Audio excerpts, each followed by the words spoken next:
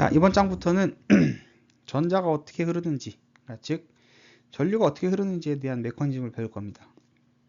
전류가 흐르는 메커니즘 크게 두 가지가 있습니다. 드리프트하고 디퓨전이 있는데요.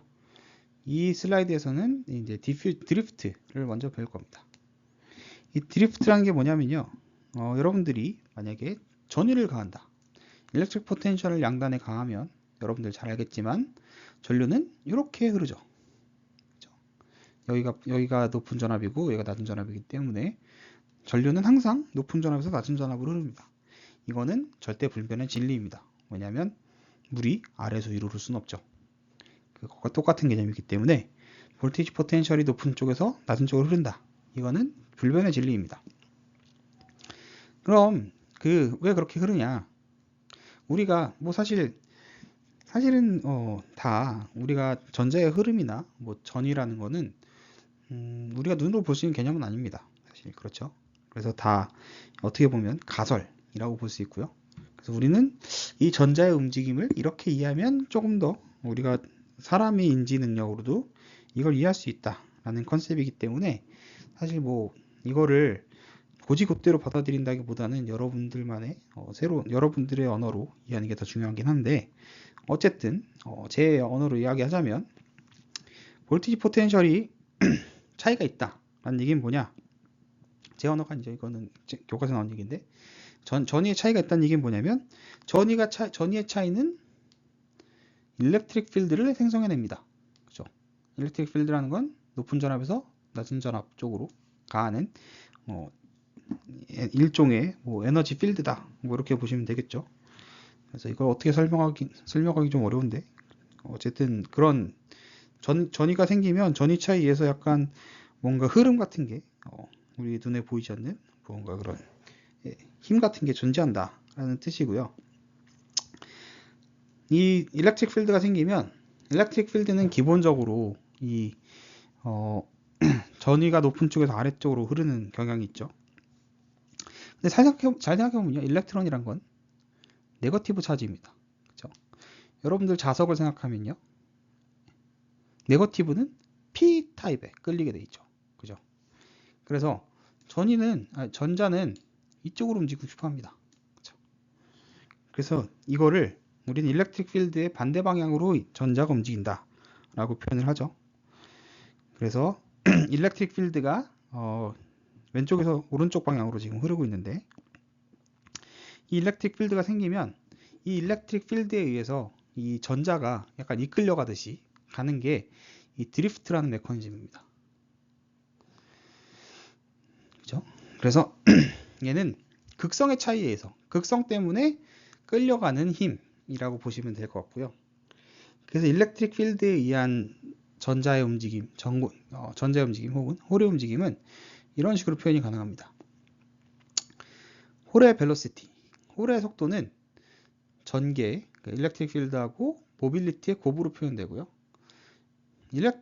일렉트론의 벨로시티, 속도는 마찬가지로 모빌리티와 일렉트릭 필드의 곱인데 일렉트론 같은 경우는 일렉트릭 필드의 반대 방향으로 흐르기 때문에 마이너스가 붙어 있다 라고 정도만 보시면 되겠습니다. 그래서 기본적으로 드리프트는 여기서 우리가 중요하게 봐야 되는 건 앞서도 얘기했지만 수식을 보면 제일 중요한 건 뭐냐, 일단 드리프트라는 거는 여기서도 보면 얘는 모빌리티인데요. 모빌리티라는 거는 우리가 바꿀 수 있는 게 아닙니다. 그렇죠? 이거는 홀과 일렉트론의 모빌리티이기 때문에 이거는 정해져 있는 숫자라고 보면 되고요. 다만 일렉트릭 필드는 우리가 디자이너로서 양단의 가한 전압을 바꿀 수 있습니다.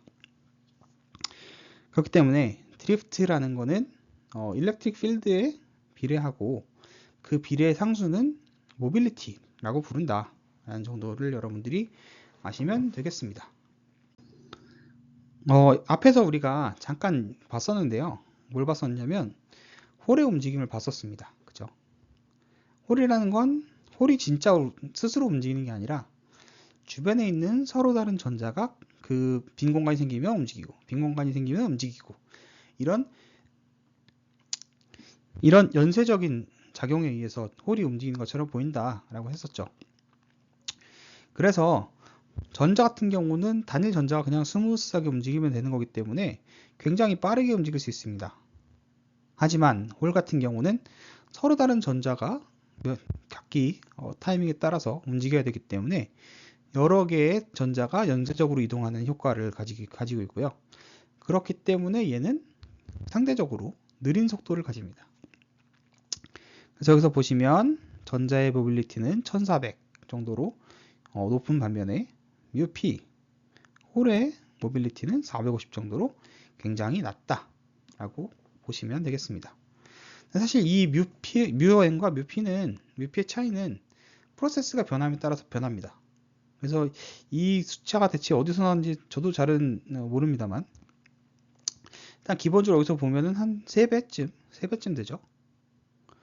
근데 여러분이 나중에 공부를 할 때 보면 VLSI 공부할 때 이제 뮤n과 뮤p가 굉장히 중요한 역할을 차지하게 되는데 그때 보면 뮤n이 뮤p의 2배다 이런 식으로 얘기합니다. 이유는 프로세스가 다르면 이것도 달라지기 때문입니다. 이건 절대적인 수치는 아니에요. 다만 여기서 보여주고 싶은 건 뭐냐면 보통 뮤n보다 뮤p가 큽니다. 왜? 전자의 움직임하고 전자의 연쇄적인 움직임하고는 당연히 차이가 있을 수밖에 없기 때문에 보통 엠모스의 모빌리티가 더 높습니다. 그래서 그거를 여러분 여기서 얘기하고 싶은 거고요. 1400과 450이라는 숫자가 중요한 건 아닙니다. 그죠? 이런 건 외울 필요는 없습니다. 만약에 시험 문제 나온다고 한다면 당연히 이건 주어질 거기 때문에 여러분들 이런 수치에 대해서는 굳이 외울 필요는 없고요. 다만 이런 컨스탄트가 나왔을 때 이 덴시티의 이 스케일이 뭔지는 좀 봐둘 필요는 있어요. 그래서 여기서 보시면 센티미터 스퀘어 바이 볼테이지 하고 세컨드 이런 곱이죠. 근데 이거 뭐 어떻게 보면 당연할 수 있습니다. 왜냐면 이 컨스탄트를 곱했을 때 속도가 나와야 되기 때문에 일렉트릭 필드를 곱했을 때 속도가 나와야 되기 때문에 이 스케일은 뭐 어떻게 보면 당연하게 예측할 수 있는 거고요. 그래서 뭐 이런 스케일을 잘 외우고 나면 뭘 곱해야 되는지 여러분들이 역으로 생각할 수도 있죠.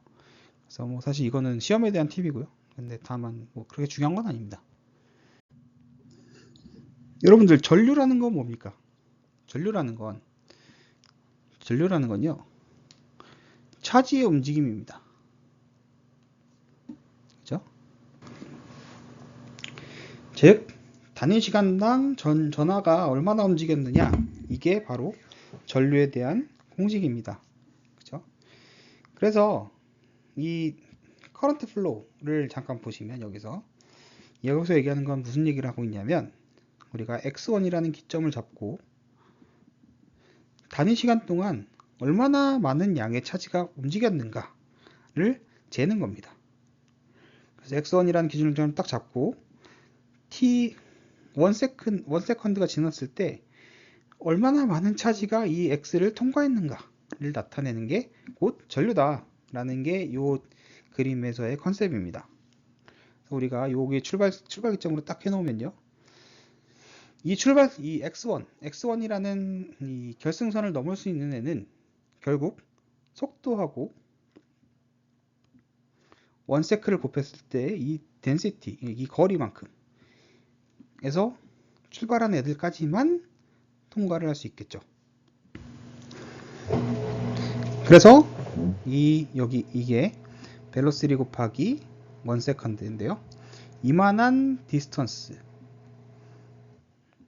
미만에 있던 차지들만 이 x1이라는 결승선을 넘어갈 수 있다라는 겁니다. 그렇기 때문에 요 D 전에 D하고 결승선 사이에 있던 모든 차지들은 다 이 x1이라는 결승선을 넘어갈 수 있다라는 거죠. 그래서 이만큼이 전하라가 움직였다라고 얘기하는 겁니다. 그래서 여기서 보시면 전류량이라는 거는 요 초록색 박스 안에 들어있는 전하량인데요.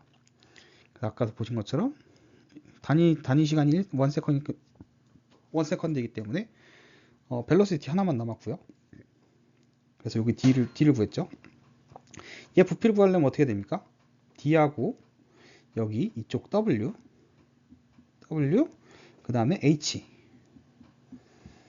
W하고 H를 곱해야 얘가 부피가 되는 거죠. 볼륨이 되는 거죠. 그 다음에 이 볼륨 안에 전자의 덴시티가 얼마냐 하려면 단위 면적당 덴시티인 그 일렉트론 덴시티를 곱하면 되고요. 그리고 일렉트론 하나당 얼마나 많은 차지를 갖고 있느냐를 나타내는 게 쿨롱 상수죠. 그래서 이 쿨롱 상수를 곱한 이렇게 5개를 곱하면 이게 전류다 라는 겁니다.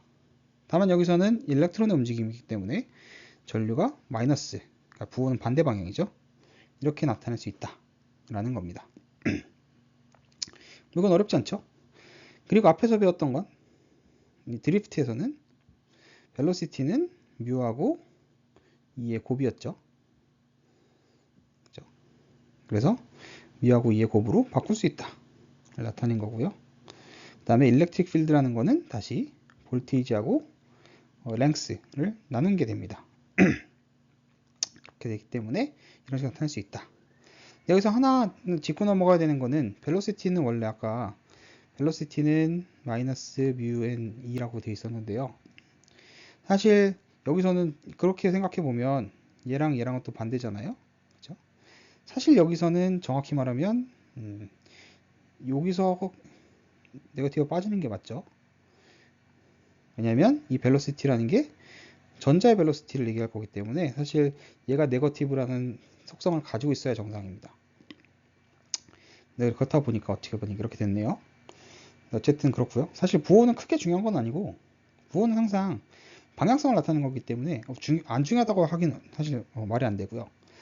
중요합니다. 부호는 중요하지만 여러분들이 일렉트릭 필드를 가하면 전류 방향이 어디인지는 쉽게 생각할 수 있죠.